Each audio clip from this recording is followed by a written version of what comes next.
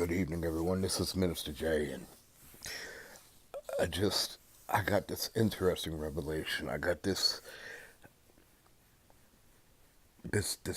word that just is ministering to me right now, and I just wanted to take the time to share it with you because I believe that it might help some of us with the current trials that we face. You see, we go through tests and we go through trials, and we begin to wonder what the cause, what the reason is for them,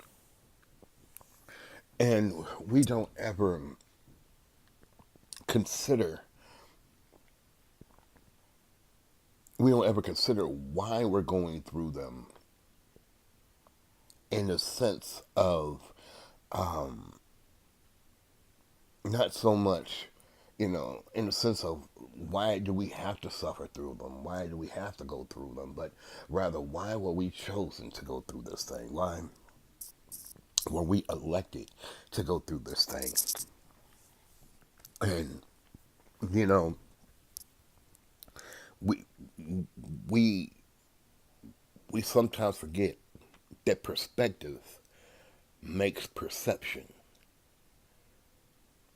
You see, from whatever perspective you look at a situation or a circumstance, it's going to tell you the perception that you create from that situation. So if I'm looking at it from the perspective of something negative, or something harmful or something detrimental, then that's what I'm going to look for. So I'm going to perceive in my spirit or in my mind that the situation is based upon something negative, something harmful, something nefarious, something devious, something bad, something reckless, something terrible. But see, what we have to understand is sometimes the situations we go through, whereas God does not allow us, or God does not put us, God does not place us to go into these trials and tribulations, these circumstances and situations. But see, we have to understand God sometimes will allow us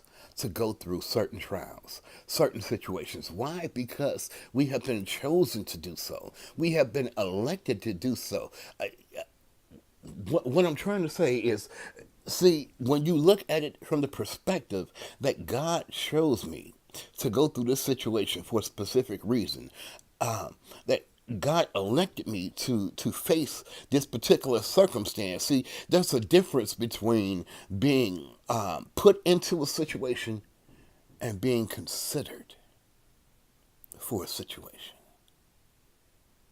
You see, if I put you in a situation that can be harmful or detrimental or whatever the case may be, then see, I mean you no good. I mean you some harm. I want to see something bad happen to you. I'm waiting to see what ill and nefarious things are going to happen. And see, that isn't how our God operates. That isn't how he works. He doesn't want us to suffer. He doesn't mean for us to have to go through suffering and hardship and all of these things like that. But see, when he says consider,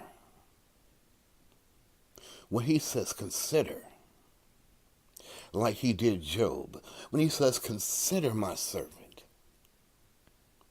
well then see, he's allowing us, he's putting us in line to go through a circumstance that someone has set up for us, because of the fact that he knows at the end of the circumstance that we will make it out. He understands that he's going to be with us throughout the whole thing, and he's going to ensure that we're going to make it through. He knows what he's placed in us, what stock he's given us. He knows that he has blessed us to be able to endure certain trials and tribulations, and at the end we are going to be victorious. So it's a precarious thing when God says, consider. What things are you being considered for? What trials, what tests has God said, consider my servant, and then put your name right there? Just like the word says, count it pure joy when you endure trials of many kinds, knowing that the testing of your faith produces patience, and to let patience have its perfect work in you. I want you to understand that we should count it pure joy when God says, consider my servant, and then puts your name right there. Recognizing that in this consideration comes God's protection. In this consideration comes God's provision. In this consideration comes God's confidence in you. In this consideration comes God's assurance concerning you. God has confidence in you. He believes in you. He wants the enemy to know that he's placed something in you that he can't topple over. God wants the enemy to know that he's put something in you that the enemy can't tear down, that the enemy can't break down, that the enemy can't flush out of you. He wants the enemy to know that it doesn't matter what he puts you through or what he attempts to put you through, that he can't tear you down or take you out, because God's got you in his hands. And when God has you in his hands, the enemy can't pluck you out of it. And then God wants the enemy to know that even with you, he's only got so much power to do so much. And then he's got to back off. How good is it to know that God only gives the enemy so much room to operate in your room? But he says, consider my servant, because he even gives us power over the enemy. He gives us power to tell the enemy back up. He gives us power to make the enemy our footstool.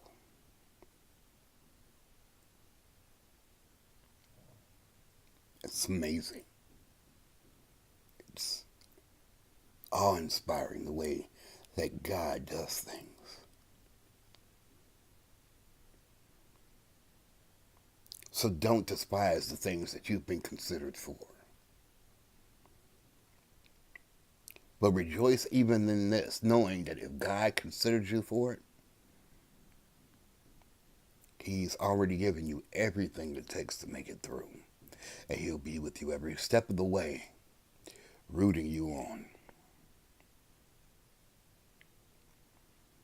I just wanted to encourage you. This is Minister Joseph McGowan saying God bless you. It's a wonderful thing to be considered.